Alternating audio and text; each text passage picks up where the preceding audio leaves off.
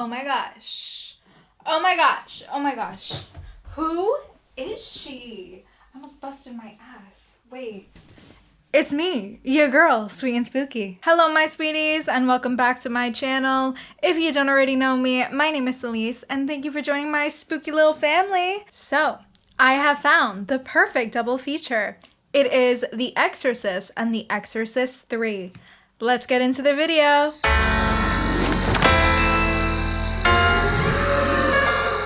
So before I delve into why these two films make a great double feature, I would like to first give a shout out to my patron Andy for recommending these films for me to review. Now I have to be honest here and say that I have always been a little nervous to review The Exorcist because it's one of those highly loved films, and it is a classic that has been talked about so much. I wasn't sure I'd really add anything to the conversation that hasn't already been said about how it's amazing. Like, yes, I too think it's an incredible film and one of the best horror films ever made. But after watching The Exorcist 3 for a patron movie night, I was like, wait.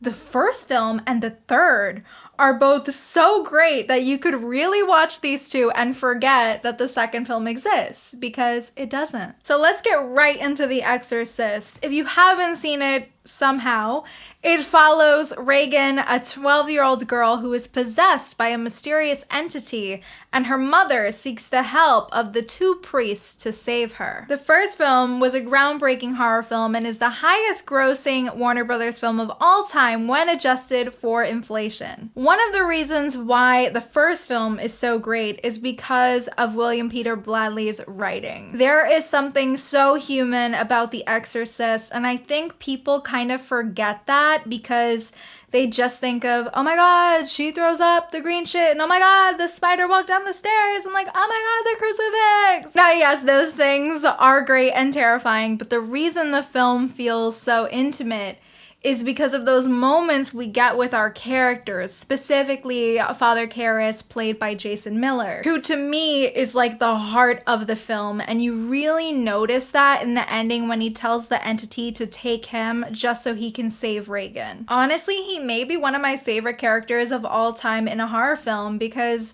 he is so layered, and so are all of our other characters as well. You feel so connected to everyone, and that is why it works. In any possession film, I feel like if you don't feel that connection and love for the characters, then you aren't going to care about this insane thing happening to them. Now, I can't speak about The Exorcist and not mention our incredible performances.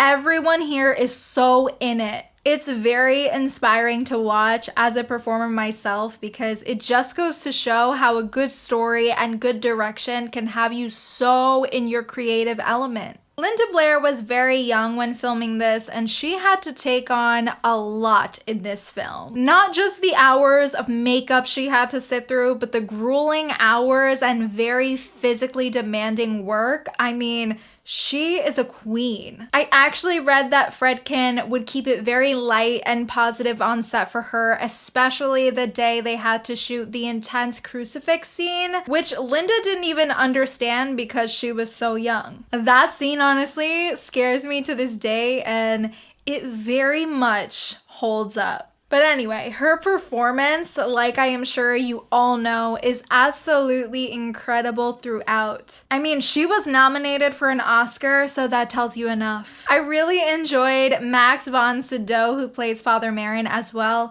He's very captivating on the screen. William Friedkin's direction is really top-notch here. There is so much in this film and so much story, but he juggles it all so well. Granted, I do think that this film can get a little slow in the middle. That is really just a nitpick though, because it doesn't really take away from how great the execution is.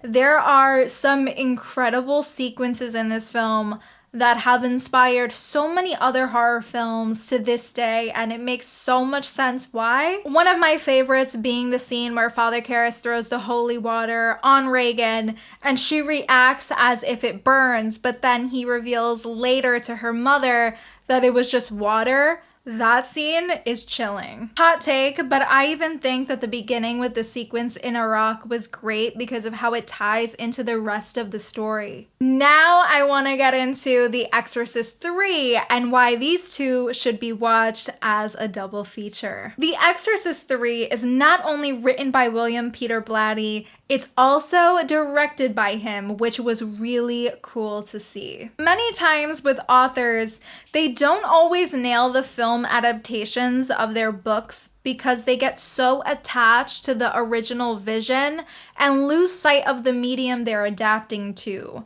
But that definitely isn't the case here. William Peter Blatty absolutely knocks it out of the park. The Exorcist 3 is actually a lot different from the first film because this one is much more of a crime, drama, horror thriller.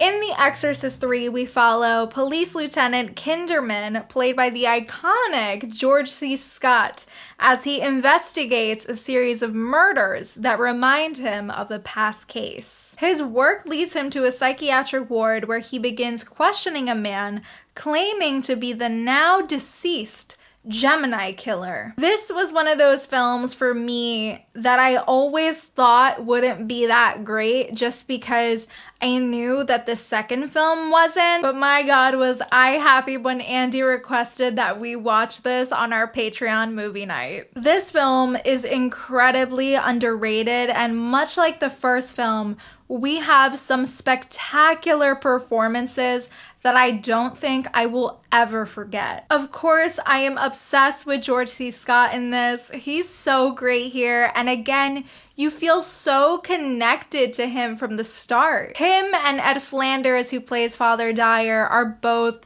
super funny and give very memorable performances. The best part really is their dynamic. There really is so much greatness in their interactions alone. The hospital scene where Kinderman brings Dyer the stuffed penguin may be one of my favorites because it shows us how much these two care for each other, and it also just shows us so much about them as people. Now we're at the one. Brad Dourif is the one. He is the star. Oh my God.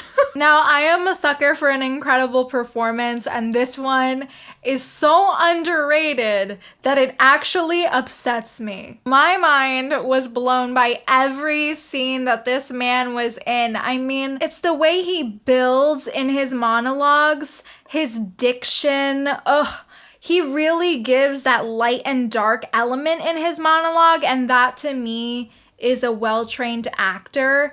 And not even just that, a super passionate actor. He was giving George C. Scott so much to work with here, and that is why some of their scenes are so great. I really learned so much more about acting while watching this film, and I am really happy about that. I mean, I haven't shut up about this one since I've watched it, and I've seen it 3 times now, guys.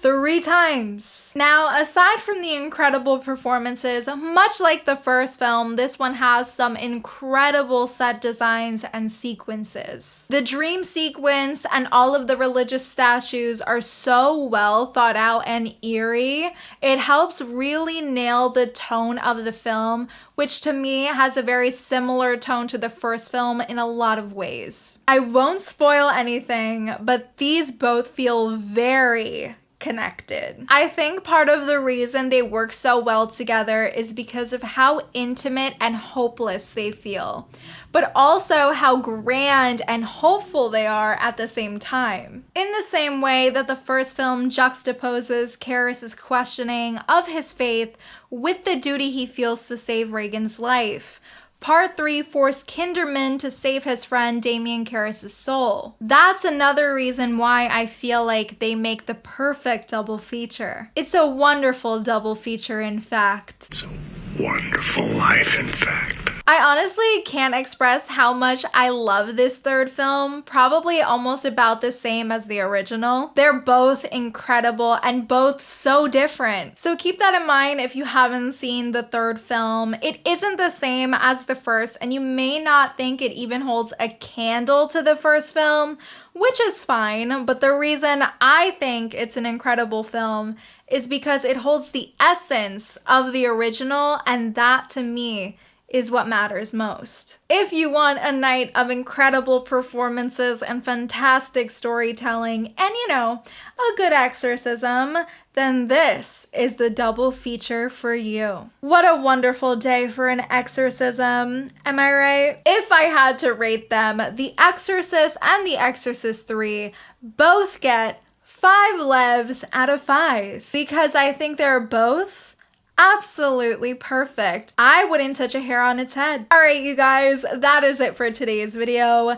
Thanks so much for watching. Don't forget to like and subscribe as it really helps me a lot. And be sure to click that little notification bell to be up to date every single time I upload. And let me know in the comments, have you seen The Exorcist 3? Do you like all of these films? Is part 2 and part 3 not really for you? I'd love to talk about it. Thanks so much for watching, and I will see you guys in the next one. Bye.